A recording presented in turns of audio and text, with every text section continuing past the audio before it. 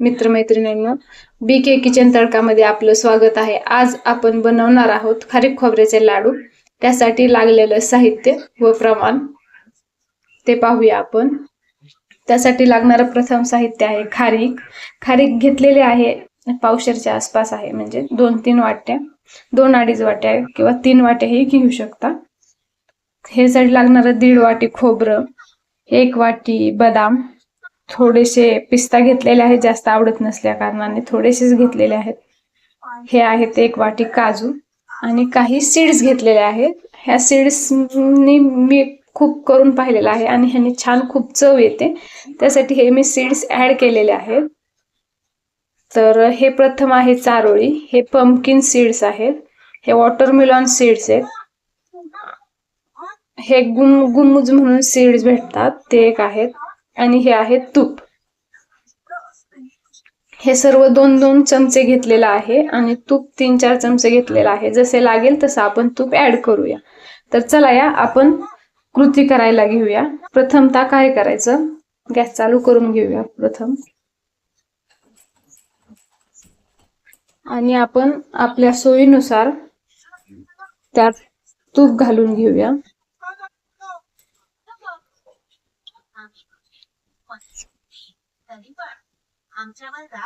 जास्त तुपाचीही गरज पडत नाही, त्यामुळे मी 2-3 चमचे तूप घातलेला आहे. आता आपण खारीक घालून घेऊया. थोडासा कढई गरम झाली की आपण त्यात खारीक घालून घेऊया. खारीक ही वाळवून घेतलेली आहे, थोडीशी उन्हामध्ये मी त्याला वाळवून घेतलेली असल्यामुळे तिला जास्तही गरम करायची आवश्यकता पडत नाही. जास्त जर उन्हामध्ये गरम केली तर सगळ्यात छान राहतं आणि ती इझिली मिक्सरमध्ये पण बारीक होऊन जाते.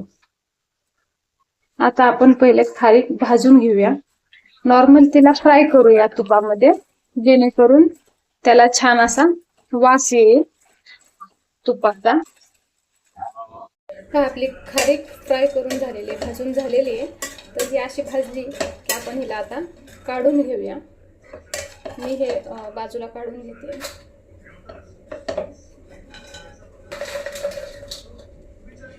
आणि आता आपण ह्यामध्ये खोबरं ऍड करूया आणि खोबरं भाजून घेऊया. खोबऱ्याला तुपाचीही काही आवश्यकता नाहीये, खोबरं आपण नॉर्मली असंच भाजून घेऊयात.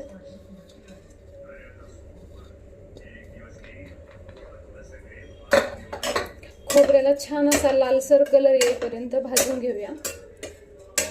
थोड्याच प्रमाणात लाडू करत असल्यामुळे मी प्रमाण थोडंच घेतलेलं आहे. आपण ह्याला छानसर कलर येईपर्यंत भाजून घेऊया. हे पहा, कंटिन्यू खोबऱ्याला असं करत राहायचं, जेणेकरून खोबरे पूर्ण जळत नाही किंवा जास्त डार्क लाईट होत नाही. मी मोठ्या खिसणीने ह्याला खिसून घेतलेला आहे, बारीक खिसणीनेही घेऊ शकतो, पण मला जरा जास्त वेळ नव्हता त्या कारणाने मी मोठ्या खिसणीने खिसून घेतलेला आहे. कमी गॅसवरतीच भाजून घ्यायचं आहे, कमी फ्लेम ठेवायची, जेणेकरून खोबरं जळत नाही आणि त्यांना छान असा कलर येतो.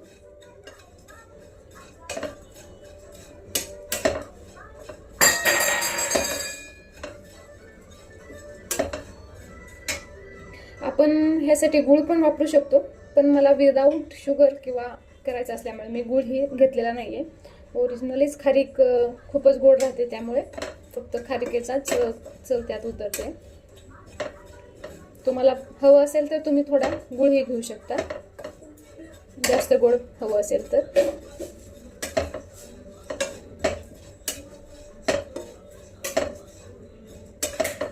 खोबऱ्याला आता कलर यायला लागलेला आहे. आपण थोडी फ्लेम वाढवली आहे.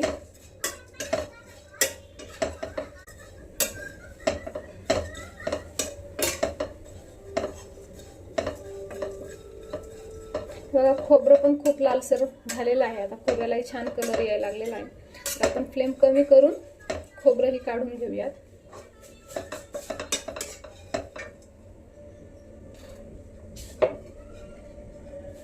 आता 2 चमचे तूप घालून घेऊया. तूप घातल्यानंतर आपण त्यात काजू ऍड करूया. काजू थोडे भाजून घेऊया.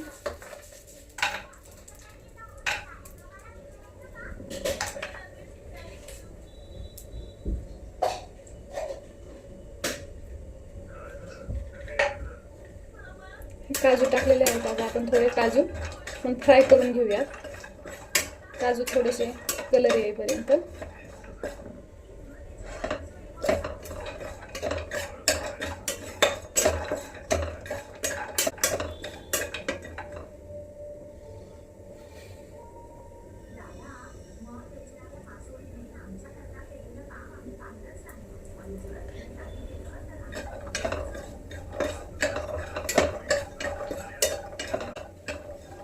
बदाम काजू भाजून झालेले आहेत आपले.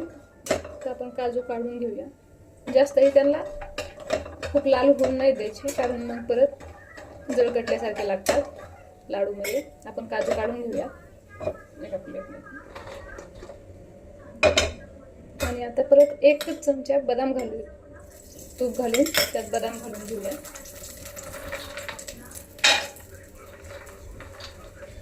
आणि आपण त्यातच पिस्ता पण घालून घेऊयात. थोडा पिस्ताही त्यातच भाजून घेऊयात बदामासोबत.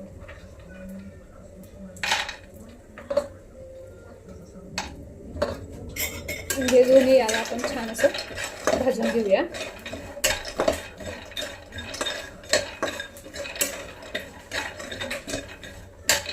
माझा फर्स्टच व्लॉग आहे. मी प्रथमतःच यूट्यूबवर चॅनल काढल्यापासून हा प्रथम व्हिडिओ बनवत आहे. थोडंफार इकडे तिकडे बोलण्यात होत असेल तर प्लीज समजून घ्या.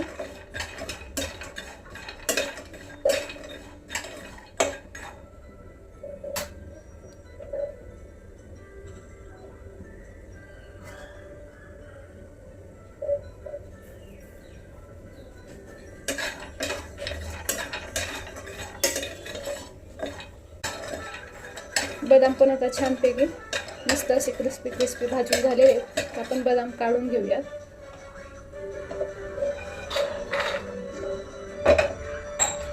आणि एक अर्धा चम्मच तूप घालून आपण हे सीड्स घालून घेऊया. पहिलेच त्या रोस्टेड असल्यामुळे जास्त रोस्ट करायची काही आवश्यकता नाहीये. त्या ऑलरेडी रोस्टेड आहे.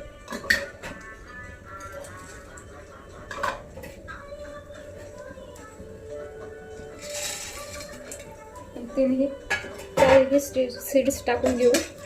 थोड्याशा अशा भाजून घेऊया.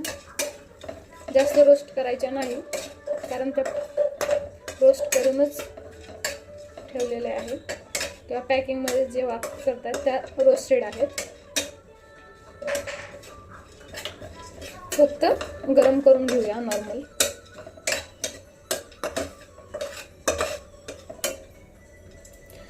हे खूप शरीरालाही खूप चांगलं आहे या सीड्स खाल्लेले. आपण अशा खात नाही, तर लाडूच्या मार्फत ते जातात आणि त्याचा फायदा हे पण बिया पण रोस्टेड झालेला आहे. त्याचा आवाज येत आहे. त्या जाग्या उडत आहेत, म्हणजे त्या भाजले गेलेल्या आहेत. आपण आता गॅस बंद करून घेऊया आणि ते सगळं एका मोठ्या परातीमध्ये एका ताटात काढून घेतो. आपलं सगळं भाजून झालेलं आहे. मस्त असं एकदम छान कलर पण आलेला आहे सगळ्याला. पहा, तर आता आपण हे मिक्स करून थोडंसं थंड होईपर्यंत वाट पाहूया. हे पहा, हे किती छान नरम झालंय एकदम. ह्याच्यासाठी हे असं नरम झालं की असं मिक्स करून घेऊया छान असं, जे व्यवस्थित गार होईल तोपर्यंत. वा, किती मस्त सुंदर दिसतंय सगळं मिक्स केलं तर. आता आपण हे मिक्सरमध्ये थोडंसं थंड झाल्यानंतर काढून घेऊया. हे जरा गरम आहे, त्याने मिक्सरचं भांडं खराब होऊ शकतं. थोडं थंड झाल्यानंतर आपण हे काढून घेऊया. आवाज पण किती सुंदर येत आहे, तुम्हाला ऐकायला येतच असेल, कारण ते खारीक वाळवली असल्यामुळे एकदम छान अशी.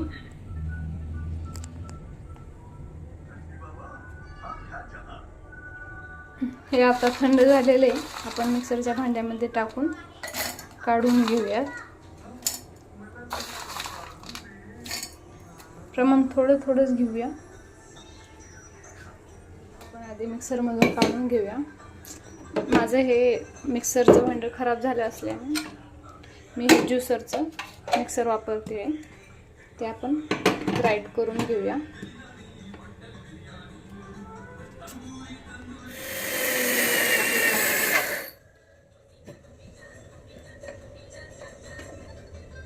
हे पहा किती छान असं बारीक झालेलं आहे.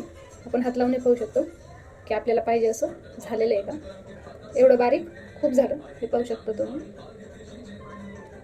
अशाच प्रकारे सगळं मिक्स करून घेऊया. मिक्सरमधून काढून घेऊया.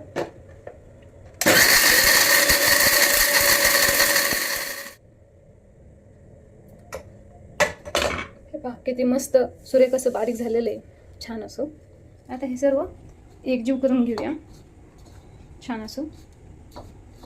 आणि आता ह्याचे छान असे छोटे छोटे मस्तपैकी लाडू बनवूया. मी जास्त मोठे लाडू बनवणार नाही आहे, कारण माझा छोटा मुलगा त्याच्यासाठी बनवते.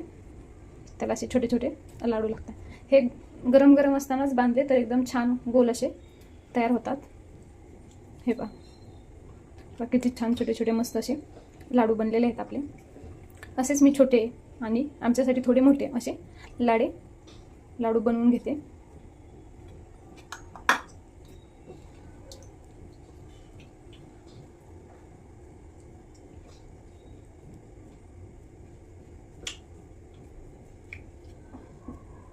त्याच्यासाठी एकदम छोटे छोटे लिंबा एवढेच लाडू बनवलेले आहेत.